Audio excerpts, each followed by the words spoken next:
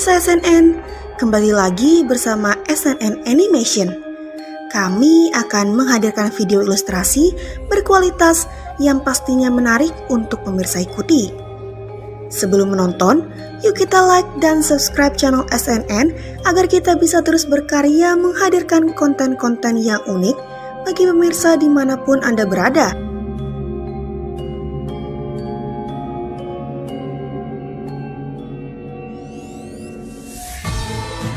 Pada tahun 1997, makam Mbah Priuk kembali diusik oleh pemerintah yang berkuasa. Kali ini, dengan kekuatan yang lebih besar dibandingkan saat penjajahan Belanda, penggusuran mengatasnamakan negara. Akibat penggusuran selama 6 hari, keluarga ahli waris Mbah Priuk sangat menderita karena harus kehilangan tempat tinggalnya. Hanya tersisa kubah makam keramat Mbah Priuk di tengah lahan yang porak-poranda. Namun, sebelum makam dibongkar, keajaiban pun terjadi. Makam Mbah Priuk mengeluarkan sinar merah dan bola api yang sangat besar. Bersamaan dengan itu, alat-alat berat yang akan menggusur makam tiba-tiba rusak. Bulldozer terperosok ke dalam tanah. Para oknum perusuh pun mengalami nasib tragis. Mereka tiba-tiba sakit, lumpuh, stroke, bahkan mati mendadak. Sinar yang sangat dahsyat itu pun bertahan hingga bertahun-tahun lamanya. Pada tahun 2000, utusan PBB mendeteksi lewat satelit adanya sinar yang muncul dari wilayah Indonesia sampai menembus luar angkasa. Saking kuatnya, PBB mengira itu adalah senjata laser pemusnah massal. Ternyata, setelah diteliti lebih lanjut, benarlah sinar itu berasal dari makam Mbah Priuk. Berbagai teror dilayangkan pada keluarga ahli waris Mbah Priuk, mulai dari sihir santet sampai mengirim makanan beracun. Puncaknya adalah kejadian penyanderaan keluarga ahli waris Mbah Priuk selama 12 hari oleh para polisi korup. Akibatnya, banyak kejadian mengerikan yang dialami para perusuh itu, mulai dari sakit stroke, kecelakaan mengenaskan, keracunan makanan, bahkan terbunuh di tempat kejadian perkara. Saat kejadian tersebut, salah seorang alim ulama berdialog secara gaib dengan Mbah Priuk. Jawabannya sangat mengejutkan. Mbah Priuk murka dan berkata, sudah 2 kali makam ini dibongkar. Pertama di zaman Belanda, yang kedua di era Orde Baru. Kalau sampai ketiga kalinya makam ini dibongkar, niscaya Jakarta akan tenggelam. Betul saja, pada tahun 2010 Jakarta akhirnya tenggelam dalam banjir darah.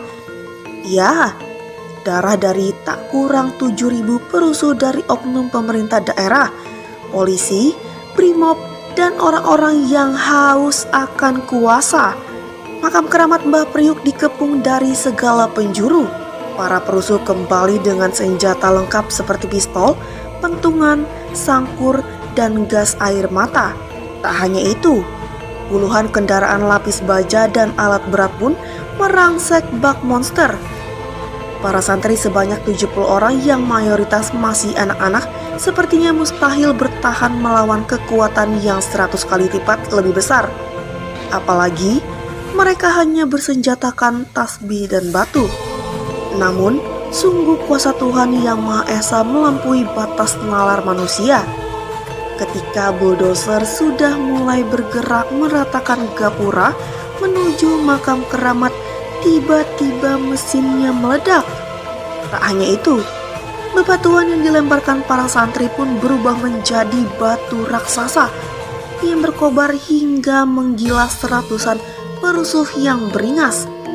Yang lebih tak masuk akal, senjata-senjata milik perusuh pun berbalik menyerang tuannya sendiri.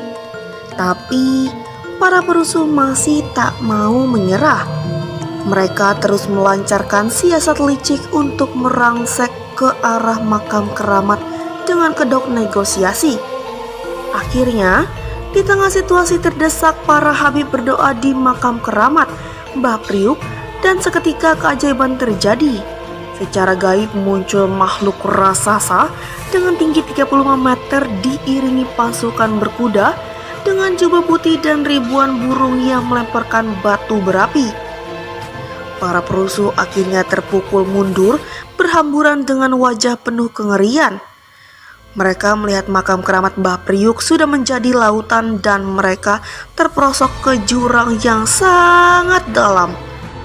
Para perusuh yang kocar-kacir pun dihadang oleh massa masyarakat yang marah. Akibatnya, ratusan kendaraan perang dan alat berat yang akan digunakan membongkar makam keramat dihancur leburkan massa. Bentrokan fisik tak terhindarkan hingga banyak oknum perusuh yang tewas mengenaskan dihakimi massa dari berbagai arah. Sebagian perusuh yang lolos dari amukan massa mencoba melarikan diri ke arah pelabuhan. Namun, terjadi kejadian gaib. Mereka melihat seseorang berjubah putih memanggil mereka untuk berlindung di sebuah kapal. Setelah para perusuh naik ke atas, kapal maka mereka pun dibawa tenggelam ke dasar laut. Takbir kemenangan pun dipekikan oleh para santri dan jamaah Gubah Al-Hadad yang dibantu oleh masyarakat Tanjung Priok. Sejak kejadian itu, tak ada lagi yang berani mengusik makam Mbah Priuk. Bahkan para peziarah bertambah ramai, berkunjung setiap harinya dari seluruh pelosok Indonesia bahkan dari mancanegara.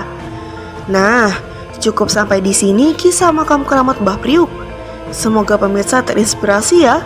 Sampai jumpa di episode selanjutnya dengan kisah-kisah misteri Nusantara yang tak kalah serunya. Salam satu Nusantara.